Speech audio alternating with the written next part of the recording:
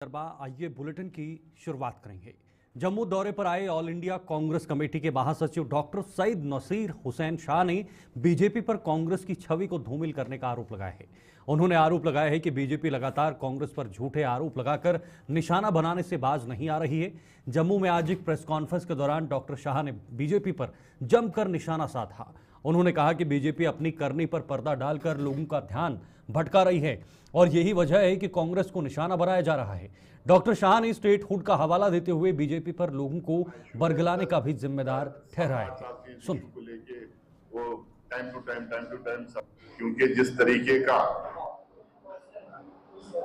Vendetta politics Bharatiya Janata party शुरू की, फिर से जिस तरीके से सोनिया गांधी जी पे और राहुल गांधी जी पे अटैक करने की कोशिश कर रहे हैं, जिस तरीके से वो बदनाम करने की कोशिश कर रहे हैं, जिस तरीके से हमारी पार्टी की छवि खराब करने के लिए, डिस्क्रेडिट करने के लिए, फैमिली को डिस्क्रेडिट करने के लिए जो कोशिश कर रहे हैं, उसको लेके काफी प्रोटेस्टों पे चल रहे हैं, काफी पार्टी वर्कर्स लगे हुए हैं। बहुत आक्रोश है, गुस्सा है पार्टी वर्कर्स में, और वो तमाम चीजों को ऑर्गेनाइज करने के लिए हम लोग को सीनियर लीडरशिप वहां पे रहना चाहिए था। आप तमाम लोगों को पता है ये इशू नया नहीं है, पुराना इशू है। 7-8 साल से इस इशू को लेके वो time to time Satana, harass करना, टॉर्चर करना ये कोशिश कर रहे हैं।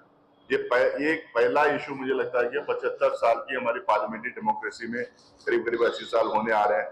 ये पहली बार ऐसा हो रहा है कि एक ऐसा इशू है जिसमें ना तो मनी लॉन्डर्ड हुआ है, ना पैसा किसी को दिया गया है, ना पैसा बैंक से निकाला गया है, ना प्रॉपर्टी किसी को दी गई है, ना प्रॉपर्टी कहीं से ट्रांसफर भी है, ना कोई मनी ट्रेल है। बिना मनी ट्रेल के पहली बार ऐसा है कि आरोप लगाया जा रहा है कि किसी ने पैसे दे दिया। ये नॉन प्रॉफिट ऑर्गेनाइजेशन है, और नॉन प्रॉफिट ऑर्गेनाइजेशन में यहां तक के सैलरीज तक ये लोग नहीं ले रहे, सैलरीज नहीं ले रहे। मीटिंग में जो बैठते हैं, सिटिंग फीस होती है, वो सिटिंग फीस नहीं ले रहे।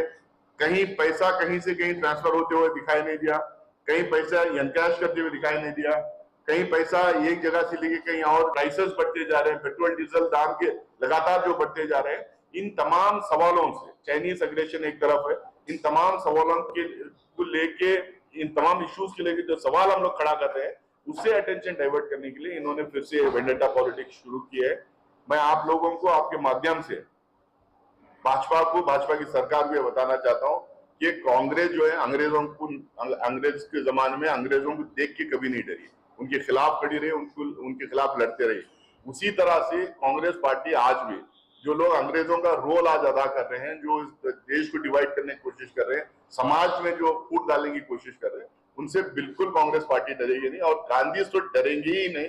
राहुल गांधी जी को जितना उन्होंने तंग करने की कोशिश की, टॉर्चर करने की कोशिश की, हरास करने की कोशिश की, भारत जोड़ो यात्रा में जिस तरह से वो रोड़े डालने की कोशिश की, उसको जगह जगह में उनका मजाक उड़ाने की कोशिश की, उनके खिलाफ केसेस करने की कोशिश की, देश के कोने कोने में उनके खिलाफ केसेस, उनके स्टेटमेंट्स को लेकर केसेस वगैरह डालने की कोशिश की। लेकिन राहुल गांधी जी डरे नहीं, डरेंगे भी नहीं, पीछे हटेंगे भी नहीं, लड़ते रहेंगे। जो एक हमारा आइडिया ऑफ इंडिया है, जो हमारे स्वतंत्र आंदोलन के जो सेनानी थे, जो लीडर थे, जो रहनुमाए थे, जो एक विजन था उनका, जो एक ख्वाब उन्होंने देखा था, उसको रियलाइज करने के लिए कांग्रेस पार्टी बिल्कुल लड़ते रहेगी, डटे रहेगी और डरेगी नहीं।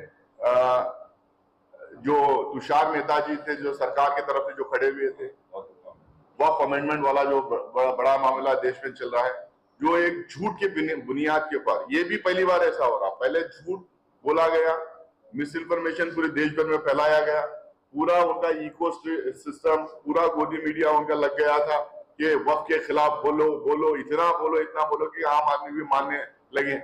लेकिन जब जेपीसी में, मैं भी जेपीसी का मेंबर रहा हूं कांग्रेस की तरफ से, जेपीसी में जब हम लोगों ने इनसे सवाल करने लगे, जब इनको लॉजिक पूछने लगे, जब इनसे डेटा मांगने लगे, तो बिल्कुल इनके पास कोई जवाब नहीं था। स्टेटहुड देने में उनको डिले क्यों कर रहे हैं? हमने तो कहा था, उन्होंने अनाउंस किया था, प्राइम मिनिस्टर ने भी किया, अमित शाह जी ने भी किया, गृह मंत्री ने भी, तो स्टेटहुड क्यों नहीं दे रहे? ये हमारी रियासत, हमारा हक करके हमारी पार्टी की तरफ से पूरे जम्मू कश्मीर में एक मुहिम छेड़ी गई। हमारे लीडर्स पूरे डिस्ट्रिक्ट्स में गए, लोगों को इकट्ठा किए, वहां पे अपनी बात रखी, और सरकार से लगातार डिमांड करने का काम कर रहे हैं। तो ये डिमांड लगातार हम लोग करते रहेंगे, उसके खिलाफ, उसके लिए लड़ते रहेंगे, और पार्लियामेंट में भी हम लोगों ने बात उठाने की अलग अलग बिल्स में बात उठाने की कोशिश की। कश्मीर की जब बात आई, बजट की बात आई, उस टाइम पे भी हम लोगों ने कहा। कई स्टेट्स का जब बजट का आया तो जब कश्मीर का जिक्र हम लोगों ने किया। हमारे मीटिंग्स में हम लोगों ने रेजोल्यूशन पास किया है कि स्टेटहुड का डिमांड बरकरार रहेगा। हम सेंट्रल गवर्नमेंट को पूरी तरह से दबाव डालेंगे वो स्टेटहुड देने के लिए। हमारे अध्यक्ष जी भी हो सकता है प्राइम मिनिस्टर को इन दिनों चिट्ठी भी लिखने वाले। और अहमदाबाद में हमारा एआईसीसी का जो सेशन था उसमें भी जो है रेजोल्यूशन में हम लोगों ने इंक्लूड किया है कि फुल स्टेटहुड जम्मू कश्मीर को मिलना चाहिए। वहां की आवाम को सिर्फ चुनाव करके सरकार बना देके फिर इनडायरेक्टली गवर्नर के थ्रू वहां पे रूल करने का नहीं होना चाहिए। यहाँ पे फुल फ्लेश स्टेटहुड देना चाहिए करके हमारे रेजोल्यूशन में हम लोग इंक्लूड किया है। तो उसकी लड़ाई हम लड़ेंगे। और दूसरी तरफ जो है, जो हम लोगों ने मैनिफेस्टो में अपनी बात कही थी, उस मैनिफेस्टो को इम्प्लीमेंट कराने की पूरी कोशिश करेंगे। जो स्कैम्स की हम लोगों ने बात की थी, उस स्कैम्स में इंक्वायरी करवाने का काम करेंगे, क्योंकि जितना भी लूटपाट हुआ है वो यहाँ की आवाम का पैसा है, वो यहाँ के लोगों का पैसा है। इनके लोगों के लिए जो पैसा था वो पैसा था। उसमें जो लूटपाट हुआ है उसमें कौन जिम्मेदार है, उसको हम लोग इंक्वायरी के थ्रू सजा दिलवाने की कोशिश करेंगे। इसके साथ में हमारे पार्लियामेंट में जब भी कश्मीर की, जम्मू कश्मीर की बात आती है, या नहीं तो टेलीविजन चैनल्स पे जम्मू कश्मीर की बात आती है, तो सेंट्रल गवर्नमेंट लगातार क्लेम करने की कोशिश करती है कि यहाँ पे मिलिटेंसी खत्म हो गई। वो ये बार बार क्लेम करने की कोशिश करती है कि यहाँ सुख शांति में लोग जी रहे हैं, बहुत तरक्की हो रही है। तो हम लोगों को जब आंकड़े उनसे पूछते हैं तो उनके पास आंकड़े नहीं होते, कई बार तो झूठ भी बोल देते हैं। तो इनसे हम लोग पूछना चाह रहे हैं, अगर सब कुछ ठीक है तो 2023 से मिलिटेंसी लगातार कैसा बढ़ते गई है। लेकिन सवाल ये उठता है, जिसके अंडर आर्मी है, जिसके अंडर बीएसएफ है, जिसके अंडर सिक्योरिटी की पूरी जिम्मेदारी है, जो होम मिनिस्ट्री और डिफेंस मिनिस्ट्री के अंडर जो आती है, जो वो लोग क्लेम कर रहे हैं कि सब कुछ ठीक है, तो ये मैं आंकड़े दे रहा हूं, तो फिर ये क्यों हो रहा है?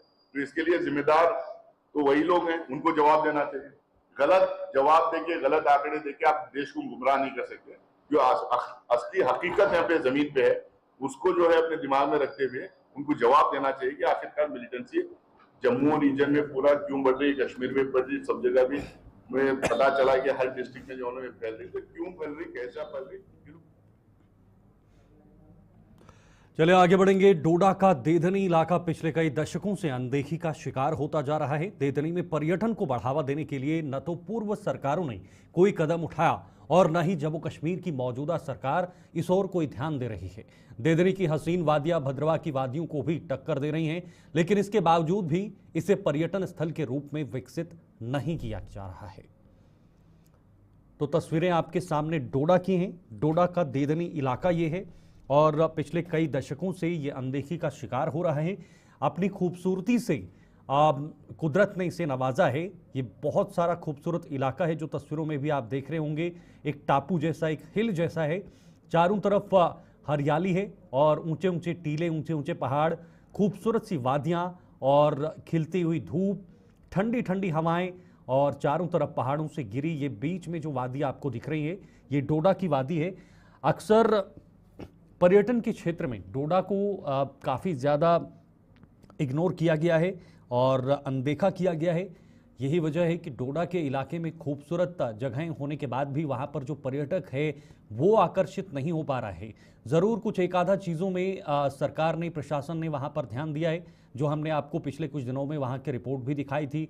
वहाँ पर एक फेस्टिवल भी, एक विंटर फेस्टिवल का आयोजन भी किया गया था। लेकिन ऐसी कई जगहें हैं जिनको एक्सप्लोर किया जा सकता है, जिनको वहाँ पर खूबसूरत बनाया जा सकता है। और ये खूबसूरती जब निखारने आएगी, एक प्लेटफॉर्म पर आएगी, एक टूरिज़्म मैप पर आएगी, तो जाहिर से बात है दूर दूर से लोग वहाँ पर पहुँचेंगे और इससे जो अर्थव्यवस्था है और साथ साथ जो रोज़गार है, युवाओं का रोज़गार है, वो भी बढ़ेगा। क्योंकि पर्यटक बढ़ेंगे तो वहाँ पर आवाजाही बढ़ेगी, वाहनों की संख्या बढ़ेगी, तो वाहनों के ज़रिए लोग वहाँ से अपना रोज़गार भी कर सकेंगे, छोटी छोटी दुकानें का वहाँ पर कर सकेंगे। बहुत सारी चीज़ें हैं जो पर्यटक से रास्ते खुलते हैं।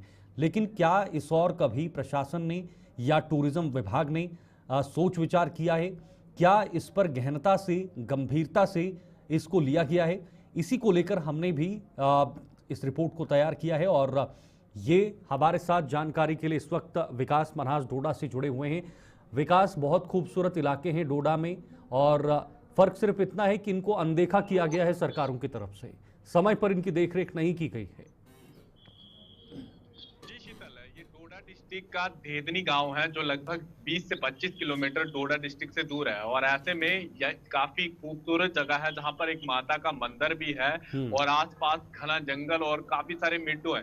यानी भद्रवाह से भी बड़े बड़े मिड्डो है यहाँ पर, या डोडा का इस तरह का कोई भी स्पॉट नहीं है, क्योंकि इसके साथ में एक नदी भी बहती है जो बिल्कुल हम्बल के साथ में वाटरफॉल जहां पर खाक नाला के आसपास गिरता है। यानी काफी बड़ा डोडा डिस्ट्रिक्ट का इकलौता वाटरफॉल बन के भी आता है। तो ऐसे में चाहे फिर यहाँ की एडमिनिस्ट्रेशन हो या फिर जो नेता है, उन्होंने किस तरह से इस एरिया को एक्सप्लोर नहीं किया है, और ये दर्शाता है कि कितनी बड़ी नाकामी है, क्योंकि इतना बड़ा एरिया होने के बाद भी इस जगह की तरफ कभी देखा नहीं, कभी यहाँ की तरफ कोई मूवमेंट नहीं किया। अगर इस तरह से कोई भी एडवर्टाइजमेंट की होती या टूरिस्ट को लाने का प्रयास किया होता या यहाँ की सड़क को कंप्लीट किया होता, तो ये अनदेखी कहीं ना कहीं आज हमारे डोडा डिस्ट्रिक्ट में काफी बड़ा एक टूरिस्ट स्पॉट होता भद्रवाह के साथ साथ में। विकास, पहले भी आपने कई जगहें डोडा से दिखाई हैं, कुछ ही समय पहले एक विंटर फेस्टिवल भी हुआ था, वो भी सामने आया था, सबके सामने वो जगह आई थी।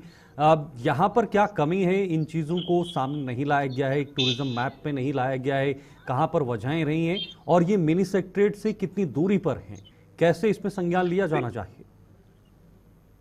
जो खलेनी है बिल्कुल हाईवे से बिल्कुल ये लिंक रोड जो है यहाँ से निकलता है गोवा मरम्मत के लिए, जहाँ से अब तो महादेव टनल का निर्माण हो रहा है, जिस हाईवे से जुड़कर बिल्कुल जम्मू की तरफ निकला जाएगा। बिल्कुल उसी रास्ते से होकर 8 से 10 किलोमीटर की दूरी जहाँ पर ये देदनी गांव बसता है, और जहाँ हजारों श्रद्धालु माता रानी के दर्शन करने आते हैं। ये सुबह की तस्वीरें जहाँ देखिए कितनी लंबी लंबी कितारें लगी हैं लोगों की, जो बैसाखी वाले दिन में जहाँ पर लोगों की भीड़ थी, यानी जो माता रानी के दर्शन करने पहुंचे थे। तो ऐसे में जो दिन का रश था, यहाँ पर मेला लगता है, इतना खूबसूरत है कि बयां करना काफी मुश्किल है। लेकिन यहाँ के नेताओं ने सिर्फ यहाँ के लोगों को वोट बैंक के नाम पर इस्तेमाल किया, इस जगह को वोट बैंक के नाम पर इस्तेमाल किया, कभी इसकी कोई बात नहीं रखी, कभी टूरिज्म मैप में लाने का प्रयास नहीं किया। वरना भद्रवाह का जिस तरह से कैलेंडर में फोटो छपता है, उसी तरह इसका भी कैलेंडर में फोटो छप सकता था, लेकिन ऐसा किसी ने प्रयास नहीं किया। जितने चाहे फिर डीसी या जितने एडमिनिस्ट्रेशन के लोग यहाँ पर आए या फिर बैक टू विलेज प्रोग्राम हुए, यानी यहाँ का गलत फीडबैक आगे एडमिनिस्ट्रेशन तक गलत तरीके से फीडबैक पहुंचाया गया। विकास, एक और बड़ी बात है, क्योंकि बहुत सारी खूबसूरत जगहें हैं, कुदरत ने इन्हें नवाजा गया है, लेकिन उसके बाद अब सिर्फ सरकार की अटेंशन, सरकार की इंटेंशन और सरकार के एक्शन की जरूरत है। ये तीन चीजें होंगी तो बहुत जल्द ये भी हो सकता है, क्योंकि कुदरत ने इसे खूबसूरती से पहले ही नवाजा है। देखिए, कुदरत की खूबसूरती पहले से इस गांव को मिल चुकी है, और ऐसे में अगर यहाँ पर सबसे पहले रोड पहुंचा दिया जाता है जो 2 किलोमीटर का और स्ट्रेच है, और ऐसे में जो 6 से 7 किलोमीटर रोड बना हुआ है वो भी बिल्कुल खस्ता हालत है, जहां पर कभी भी किसी की जान जा सकती है। और उसके बाद इसके आसपास काफी सारी जगहें ऐसी है जो जहां पर लोग जाकर ट्रेकिंग कर सकते हैं। काफी बड़ा नाला है जहां पर पानी का भाव भी काफी ज्यादा है, घना जंगल है, एनवायरमेंट इतना अच्छा है कि वहां पर जाने के बाद किसी को वापस आने का मन नहीं करेगा। तो ऐसे में यहाँ की एडमिनिस्ट्रेशन को देखना चाहिए, जहां पर आज भी लोग किस तरह से बसते हैं, और आज भी अगर किसी अपने परिवार के किसी लोगों को फोन करना हो, घर से बाहर निकलना पड़ता है, यानी नेटवर्क ढूंढने तक। ऐसे में यहाँ का ये जो हिडन प्लेस है यानी देदनी, इसे कहीं ना कहीं एक्सप्लोर करना चाहिए, और टूरिज्म मैप में लाने के लिए सबसे पहले यहाँ के डीसी या यहाँ की एडमिनिस्ट्रेशन को यहाँ पर पहुंचना चाहिए अपनी टीम को लेकर, ताकि दूसरे लोग भी सोचेंगे। बिल्कुल, ताकि ये जल्द से जल्द मसला हल हो जाए। बहुत बहुत शुक्रिया आपका विकास, ये जानकारी साझा करने के लिए। विकास मनहास डोडा से हमारे साथ जुड़े हुए थे, और एक खूबसूरत सी जगह है, लेकिन जैसे मैंने पहले कहा कि इसमें अटेंशन देने की ज़रूरत है और इंटेंशन को सुधारने की ज़रूरत है, तो ऐसे भी हो सकता है। वहीं डोडा से ही स्कूलों में बच्चों की हाजिरी अचानक कम हो गई है। बच्चों के अभिभावक उन्हें स्कूल भेजने से कतराने लगे हैं। इसकी वजह है डोडा के हर चौक चौराहों पर आवारा कुत्तों की भरमार, जिन्होंने हाल ही में करीब 10 स्कूली बच्चों को बुरी तरह से काट खाया था। मार्केट एसोसिएशन डोडा ने भी इस पूरे मामले का कड़ा संज्ञान लिया है। एसोसिएशन ने प्रशासन को 3 दिनों की मोहलत देते हुए चेताया है कि यदि आवारा कुत्तों की धरपकड़ न की गई तो वो आंदोलन भी शुरू करने पर मजबूर हो जाएंगे। तो देखिए डोडा की ही तस्वीरें हैं। पहले हमने डोडा की आपको खबर बताया, अब दूसरी खबर जो डोडा से ही है। बहुत गंभीर ये मामला डोडा में बना हुआ है। ये डोडा शहर के अंदर वहाँ पर आवारा कुत्तों का आतंक अब इस कदर देखने को मिल रहा है कि जो स्कूल जा रहे बच्चे होते हैं उन्हें भी अब अभिभावक भेजने से कतराते हैं। पहले 10 बार सोचते हैं कि क्या उन्हें स्कूल भेजना चाहिए या नहीं, क्योंकि कुछ ही दिन पहले हमला किया गया है कुत्तों की तरफ से और इस वजह से वहाँ पर डर का माहौल बना हुआ है। वसीम गत्तू हमारे साथ डोडा से हमारे संवाददाता जुड़े हुए हैं। वसीम, कुत्तों का आतंक बहुत खतरनाक होता है और इसका खामियाजा भी देखा गया है, कुछ बच्चों पर हमला भी किया है। क्या उसके बाद कोई एक्शन लिया गया है कि आखिर कुत्ते हैं तो इससे स्कूली बच्चों को कोई नुकसान ना हो? बिल्कुल शीतल, देखिए लगातार इस तरह की तस्वीरें और लोग डर के खौफ पे इस वक्त है, खास करके जिला डोडा की हम बात करें। अगर हम कल को छोड़ के परसों की बात करें तो परसों लगभग 10 के करीब लोगों को यानी कि स्टूडेंट्स को काटा है। बताया जाता कि ये बच्चे जो है स्कूल की तरफ जा रहे थे और 8 से 10 बच्चों को काटा है।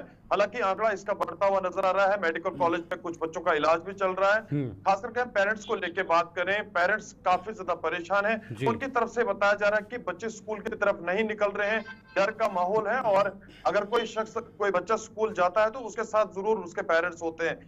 जहां पे हमने परसों मार्केट एसोसिएशन से बातचीत की, उनका ये मानना है कि 2 दिन का टाइम एडमिनिस्ट्रेशन को देते हैं, उसके बाद डोडा के अंदर हम मार्केट बंद करते हैं। तो इससे अब ये साफ तौर पे साबित होता है कि लोग डर के माहौल में और जिला डोडा के अंदर जिस तरह से आंकड़ा बढ़ता हुआ नजर आ रहा है, कुत्ते जो है लोगों को अपना शिकार बनाते हुए नजर आ रहे हैं। हालांकि एडमिनिस्ट्रेशन ने इससे पहले जरूर काम किया था, म्युनिसिपल काउंसिल ने इससे पहले जरूर काम किया था, लोगों को अवेयर किया था। जो गंदगी आप फैलाते हैं उससे ही ये कुत्ते भी शहर के अंदर फैलते हुए नजर आ रहे हैं। मगर इससे लोगों को भी अवेयर होना चाहिए। अगर शहर के अंदर ये आंकड़ा बढ़ रहा है, लोग काफी ज्यादा परेशान हैं, आने वाले टाइम में शीतल आप देखेंगे लोग सड़कों पे भी आ सकते हैं, जहाँ पे चैम्बर ऑफ कॉमर्स की तरफ से साफ तौर पे कॉल दी गई है 2 या 3 दिन के बाद हम सड़कों पे उतर आएंगे और डोडा बंद की कॉल भी दी गई है। तो एडमिनिस्ट्रेशन इस पे जरूर काम करनी चाहिए, कंसर्न डिपार्टमेंट जरूर काम करना चाहिए।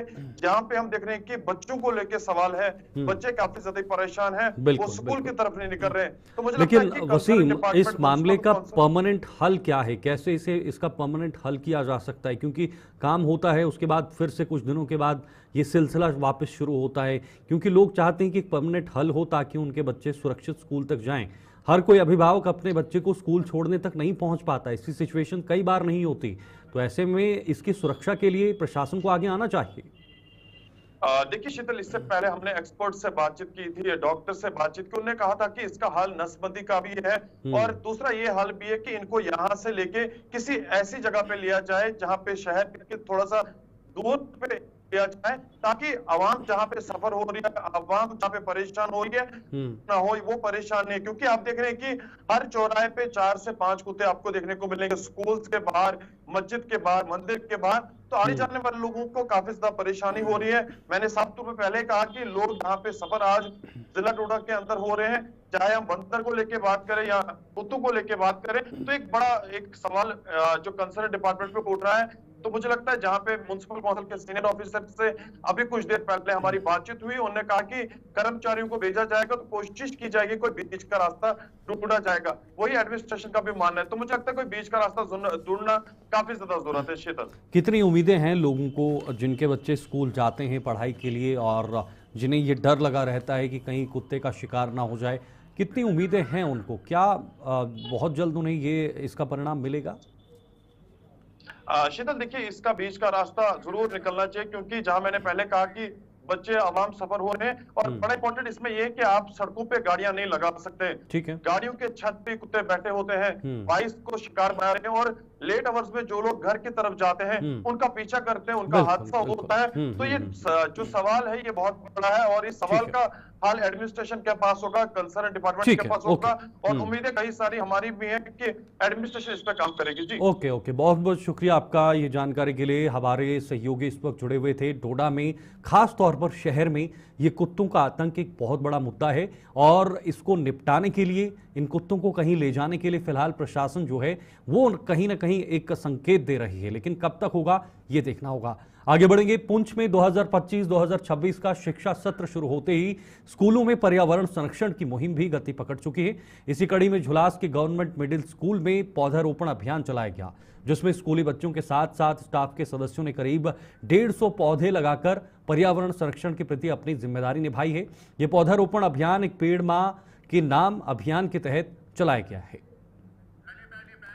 तो आपको बता दें, देखिए कैसे एक पेड़ मां के नाम जो पौधारोपण का अभियान है वो चलाया गया है, और आपको बताना चाहेंगे किस तरह से इस अभियान को अंजाम दिया जा रहा है। और यही खबर हम आपको भी बताने की कोशिश कर रहे हैं कि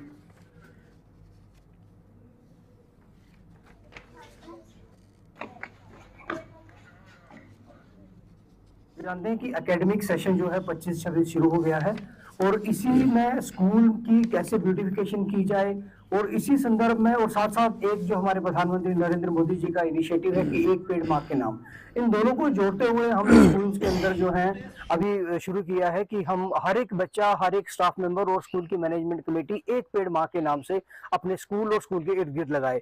और स्कूल की ब्यूटिफिकेशन के लिए फलदार पेड़ों के साथ साथ हमने सायादार पेड़ और इसके साथ साथ जो स्कूल के अंदर फूल लग सकते हैं, अलग अलग तरह की किचन गार्डन कैसे बना सकते हैं, इसी इनिशिएटिव को हमने शुरू किया। और मकसद एक ही है कि बच्चों को और समाज के हर एक वर्ग को हम ये एजुकेट कर पाएं कि पर्यावरण संरक्षण में हम सबका अपना एक निजी एक बहुत इंपॉर्टेंट रोल रहता है। और इसी संदर्भ में है पुंछ जिले के 1500 से अधिक स्कूलों में के अंदर ये इनिशिएटिव शुरू किया गया है, और 2-3 महीनों में पूरे स्कूल्स के अंदर हर एक जगह पर नए जो है पेड़ लगाए जाएंगे, और हर एक बच्चा और हर एक शिक्षक एक पेड़ मां के नाम से लगाएगा। जानते हैं कि एकेडमिक मौजूदा समय में गेहूं की फसल की कटाई का काम शुरू हो चुका है, लेकिन किसान वर्ग की फसलों की कटाई करने वाली मशीनों की कमी से जूझ रहा है। किसानों को श्रमिक भी नहीं मिल रहे हैं और न ही उन्हें फसल की कटाई के लिए मशीनें मिल रही हैं। किसान वर्ग चिंता में डूबा हुआ है और गर्मियों के इस मौसम में फसलों को आग लगने का डर भी उन्हें सता रहा है। किसानों ने अपनी कई मांगों का हवाला देते हुए सरकार से उनकी उम्मीदों पर खरा उतरने की मांग की है। अच्छी तैयार हो गई है। एक तो पहले मैं गल कहांगा एग्रीकल्चर वालियां नूं, वो जरूर पंचायत वाइज जिहड़ी कंपाइनां जिहड़ियां कटाई वालियां ने वो मंगाणियां चाहीदियां ने, क्योंकि जिमीदार परेशान हो जाता है। अग का कोई पता नहीं किसी लागे नहीं, इस मौके फसल पक के तैयार है। और पिछले साल नूं कणक जिहड़ी वो घट है इस बार, क्यों बारिशां भी नहीं होईयां ते नाले नहरे पानी जिहड़ा इरीगेशन है पानी भी नहीं छड्डिया, साफ गल है। और फसल ऐकदी पिछली सीजन नालों घट है फसल, जिमीदार भी परेशान है, खर्चे बड़े ने। और कणक का रेट घट तो घट भी 3000 तो घट नहीं निकलना चाहिए, क्योंकि खर्चा बहुत ज़्यादा है, बुआई का रुआई का दवाइयां का बहुत ज़्यादा खर्चा है। अं अपील करांगे गौरमेंट अगे जिहड़ा रेट है वो 3000 तो घट ना 3000 कढ़ना चाहिए। बाकी रही गल इरीगेशन की, पानी देखो इस मौके स्टाले भी सुकते पे ने, इन्हें अजे तक पानी नहीं छड्डिया, क्योंकि स्टाले बिल्कुल इस कणक नूं ते लगना नहीं है।